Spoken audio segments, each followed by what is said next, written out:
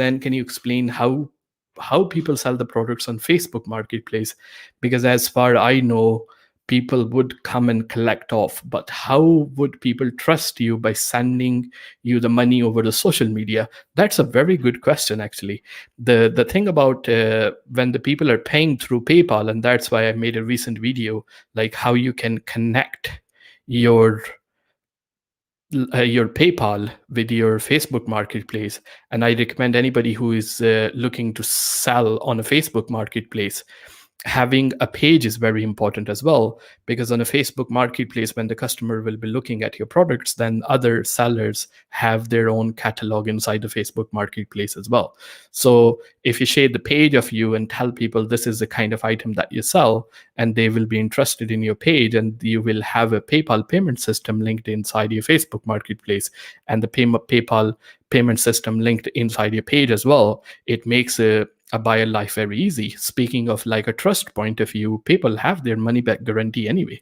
So buyers know if they have any sort of problem, as long as they have paid to a seller through like using an option like a products and services, they will have a PayPal money, PayPal guarantee kicking in already. So it will be very sort of easier for them to trust you. And then I don't see, and the thing about, again, the Facebook Marketplace, and I think honestly Facebook Marketplace is going to be huge. It is the most underrated selling platform at the moment. And the reason it is going to be huge, because it is very easier for the buyer to actually navigate through the item. They are already spending like a loads of time that they shouldn't be spending on a Facebook already. So, and then having a Facebook Marketplace feature, the people who are actually like let's say are bored. I mean, not all the time people buy something that they need it. Sometimes people buy something that they are bored as well, and that there is a very big consumer market for them. So when the people are scrolling through the Facebook, they go to Facebook Marketplace as well and see, okay, if they can find something which is really cheap and which is very interesting, people will buy from a Facebook Marketplace. So the best way, I don't think this Facebook Marketplace is going to be local community oriented anymore. Facebook have improved a lot of things behind the scene as well, in order for them to actually bring it across like a things as well. I heard the rumor that Facebook want to take the eBay and Amazon with their marketplace one day. I don't think that would be possible, and the reason for that is I don't think it will be possible because look, eBay and Amazon are the platform. They've been there for a very longer period of time. You know, if the eBay and Amazon platform are been there for a very longer period of time, they have spent a lot of money developing that sort of system. It's not easy to develop everything behind the scene. I mean, even though you have a money and then you need a customer to come on that platform, like at the moment, I can just tell you one thing. Before I was live on the Facebook as well. And the reason whoever is watching my content, my video right now, the chances are they was already in the YouTube, you know. So I'm not forcing people from a YouTube to go to the Facebook. So people are very used to the platform where they buy from. If somebody is used to buying from Amazon or somebody used to buying from eBay, it is, first of all, it's very hard for any new, regardless how much money they have to spend, to break the habit for the consumer and divert all the people over to another platform. Aaron, good to see you in the house, is saying a question: what you would recommend to people selling in the beginning of eBay? Aaron, that's a very, very awesome question. And if you are a beginner, if you're somebody who is just starting to started to sell on the eBay, a lot of people, struggle with this question as well. And what I always recommend, look around first, start with look around the things. And I will go to like a most profitable products as well. But the thing is, you have to start from somewhere. And at that particular time, look around the things that you don't really need inside your house, like list them. In the process of listing them and doing all that, it will be very, easier for you to understand how selling on eBay work, how selling on Amazon work, whatever. Okay, you're talking about eBay. So you will be able to make yourself familiar with the platform, because there are many things that you will have to learn about eBay and Amazon. So, aka Cool87 made a very good point as well as say charity shops, and that is like, so you are, I mean, even in a charity shop, you will have to go there, you have to buy the products, and then you are spending your money on the products. But start from your house and see. And then the most important thing is, I can sit here and I can tell you many things. Okay, I sell mobile phone and accessories, and my one of the top selling products is iPhone charging cable. But why I am able to sell that charging cable like a 3 to 200, I mean 2 to 300 items in a day, and why somebody won't be able to sell those sort of item. And the reason for that is like, again, I was talking about the consumers. We have to understand who we are selling to as well, and the knowledge is very handy in those sort of things. And I this week I wasn't making much content for my channel, but I've been hanging around other people's channel as well. And one thing I realized that I mean, the people who are sourcing from cardboard sales or sourcing from a charity shop, if they are going into a charity shop or sourcing a clothing or stuff like this, they have a knowledge about those sort of item. They know what sells, and the knowledge is very handy. And for that level, once you go out of it, you think, okay, well, I have sold anything with whatever was inside my house. I have sold it, and I don't know what to do next. Then you have to pick a niche. Pick like, okay, I am interested, and the niche. I mean, a lot of people make mistakes once they are selecting a niche. They think like, I I need to sell something which other people are selling and making a lot of money out of it. That's good, but that's not the way I look at it as well. I always think about, okay, what I do like selling, what is my day to day interest every single day, what I like talking about, what are the sort of things I am into. If you're interested in, let's say, a Pokemon cards are a very big thing nowadays. Can I sell a Pokemon card as a Zain Shah? No, I have no idea about the Pokemon cards. Uh, I mean, so see what actually works for you from there. I mean, a lot of people, and I done this, and I actually shared just a clip from my last live on the channel. I talked about a lot of people are waiting for ideal products to come where can make a lot of money. Why would I tell you the products? I mean, even though I tell you, I can't guarantee you that product will actually work the way it is working for me as well, because I don't know where you're going to source your products from. I don't know how much budget you have. I don't know how your supplier is going to be. I don't know how your quality of the product is going to be. So there is no ideal products for each and everyone, which will universally work for every single person. It all comes down to your personal circumstances. But the thing is, we gotta start selling from somewhere, and that's the biggest hurdle. Is like listing your first item, list from your house, and then take it from there as well. Sort of item. My item, okay, first of all, my item is different. The I mean, my fastest item. Normally, standard iPhone cable is, let's say, 1 meter, or I mean, that's the standard length. But people normally, when they are lying down in the bed, they need a pretty longer cable, because people like to use their phone all the time. So having a longer cable does help there as well. So because the standard cable does not come in the box, so my fastest selling item is actually 3 meter iPhone cable. And the reason I use iPhone 3 meter cable as a keyword there, because that's what the people will be looking for. And once there are not many sellers selling. I mean, there are the sellers. There is a competition in there as well. But as compared to selling a standard 1 meter cable, the competition is not there, is not huge there. And the people who are there, they're very specific people, very specific niche of the people. So I think you're asking about having a business account or having a private account. So it's not actually, it all come down to your attention at the end of the day. So let's say you're buying an item. For example, you're buying this cup. I bought this cup to use it for myself because I need to drink coffee out of it. Now, I said, okay, well, you know what? I don't like this cup. I'm going to sell this cup. I'm just going to go for something else. I will change my cup. I don't like the color for it. That is something that I have used it. And now I no longer need it. I'm going to sell it on eBay. So this is going to be a private sale. I bought something not with the intention of reselling it. or I bought with the intention of using it. So this, for this kind of sales, I'm going to need a private account. Regardless the cup was new or regardless the cup was old, it doesn't matter. Regardless the cup was one or I bought the 100 cups for that one as well. And now look at the other scenario. I buy a cup, one cup or two cup or three cup or five cup. I'm buying all of them to actually resell them, regardless they're used or they're brand new. That is going to be a business sale because my attention right out of the gate is actually to make money out of it. So in that scenario, I will actually open a business account. So if you're watching this first time, we do this on every Sunday, 7 p.m. I'm always going to be there. You can come, no problem. Anytime you can ask me any question about selling online, about YouTube, be like a guru. I'm not a guru. Okay, there is a difference between guru and guide.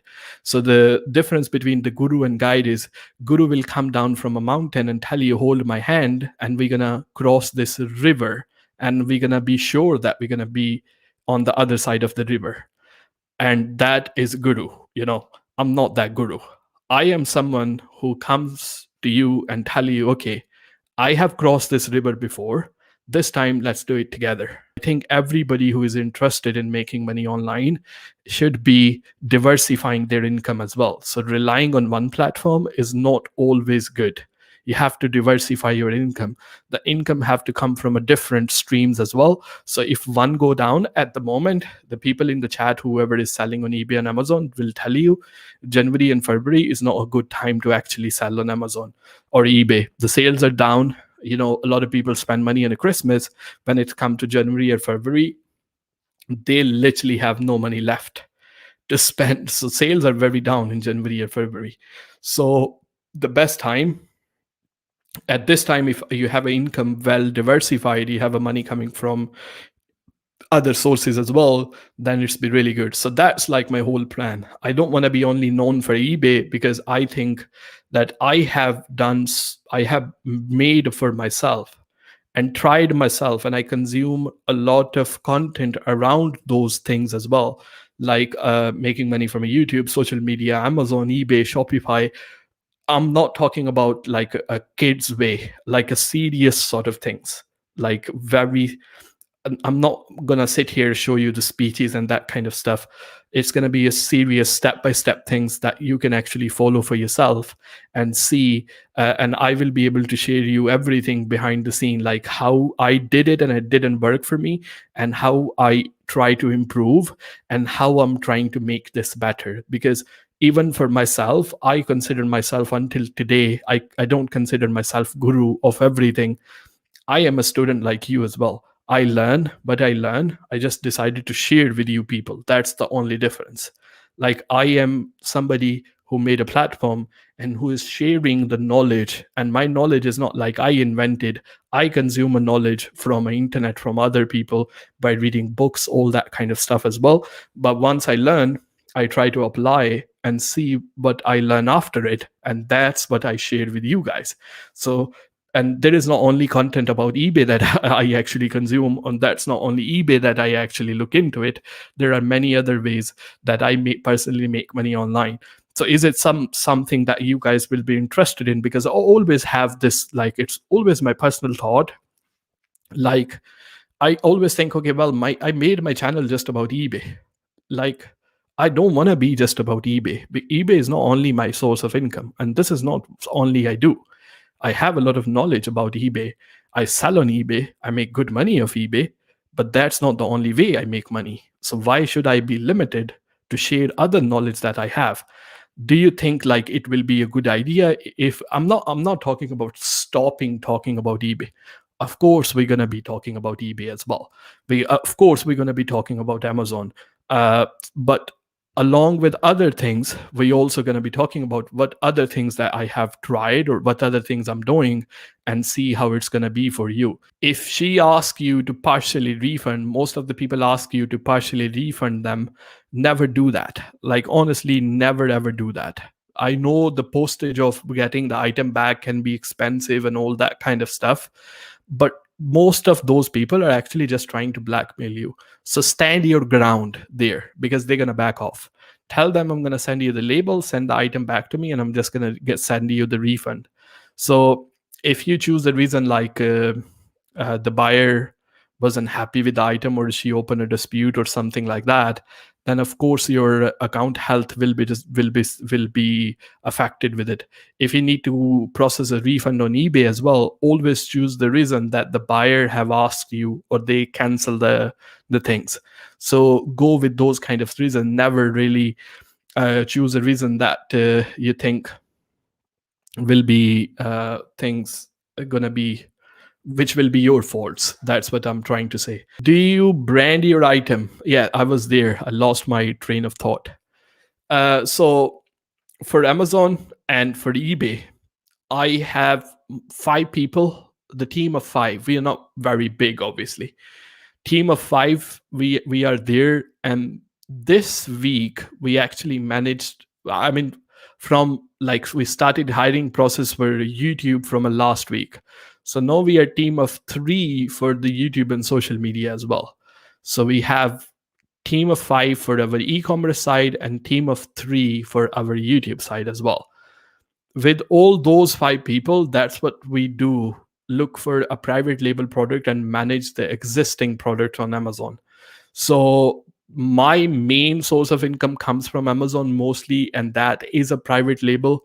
And I try every year to have at least 5 new products, and those products we're going to be brand registering them. We're going to be applying for the trademark. All those process we go through from there as well.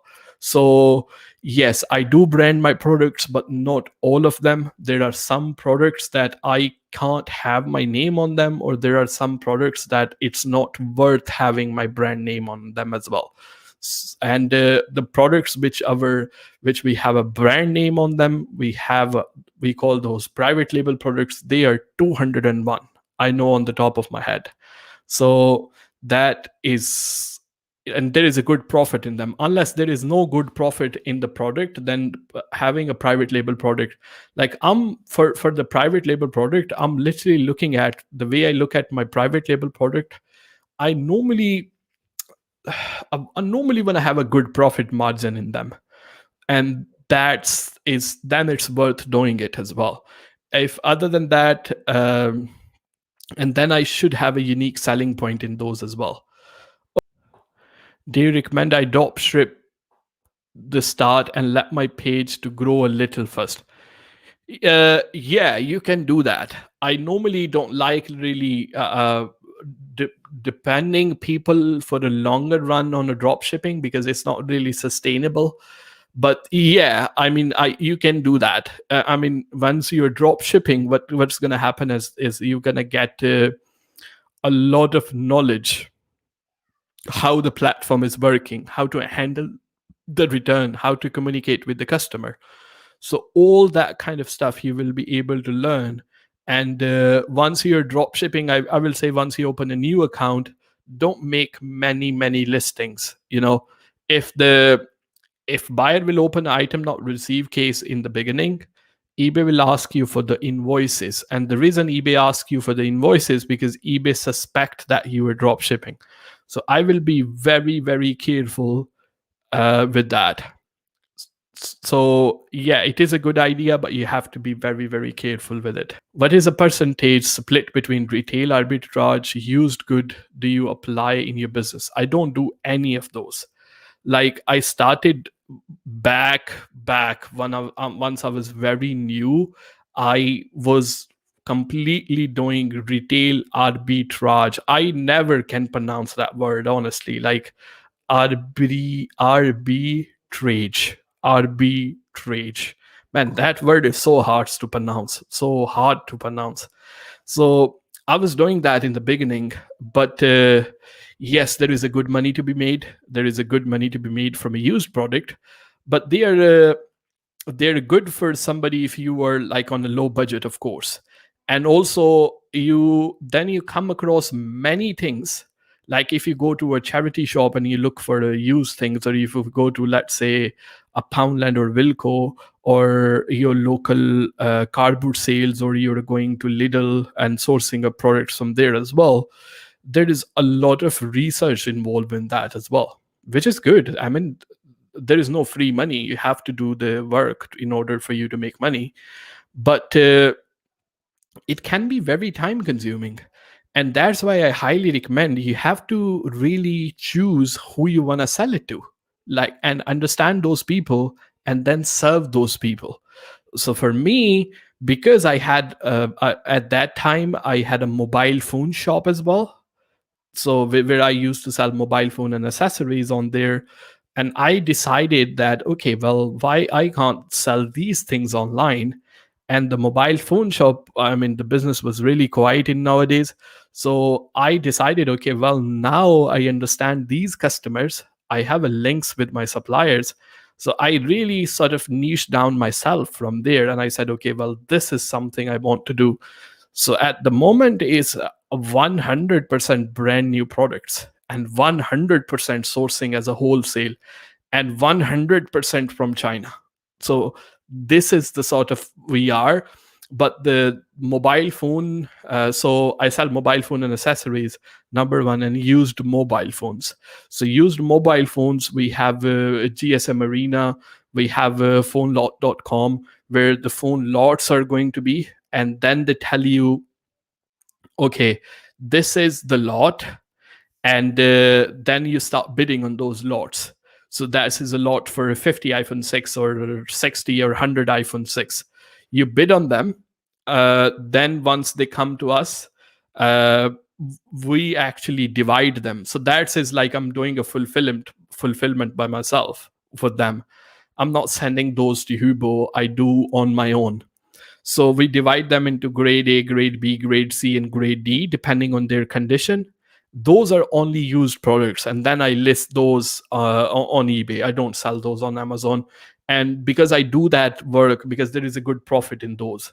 And that's like what is taking my 2-3 hours of work every single day, which I do all myself here in the house. First of all, they don't take a lot of space. And all other stock, when it comes to mobile phone and accessories and everything, I tried my best to shift a lot of things on Amazon and get them fulfilled by Amazon FBA. And also for eBay, there is a company called Hubo who can offer you the fulfillment. They do the storage, and they have a software which can link with the eBay. So anytime when you get the order, they know that they fulfill it for you, and then they charge you for the storage. And then they charge you for posting those items as well. So that's goes from there as well. So my, like for example, charging cables, all those kind of stuff, which are regular fast selling item, they take a lot of space. It's not really, I don't think it's really worth spending my time on those, even though my profit will go less, but I can spend my time sort of looking for the new products, like building more income streams. So that allow me to actually spend time, let's say, on the YouTube channel, or looking for new products to sell as well. So the split for it's only, I would say, 5% probably now from a mobile phones. I really like doing that, which keeps me busy in the daytime as well. And then it gives me reason to actually get up and sit in front of the computer, because once you have the sort of like a routine which I have, it is very actually hard to stay committed. You need some sort of work to actually get up and do something. So that phones, I know that I need to pack, I need to do the orders myself. I sit in front of the computer, I spend my time, spend the time with my team, talk to them. We reply the customer services, all that kind of stuff we need to manage on our own, even though fulfillment is outsourced. So but that the reason I do mobile phone for by myself, because that really like give me a reason to leave the bed in the morning. And everybody, I have no idea what that is. Okay, question. I saw some of the item on eBay selling at the cost price or very low margin. How they make a profit? They don't make a profit.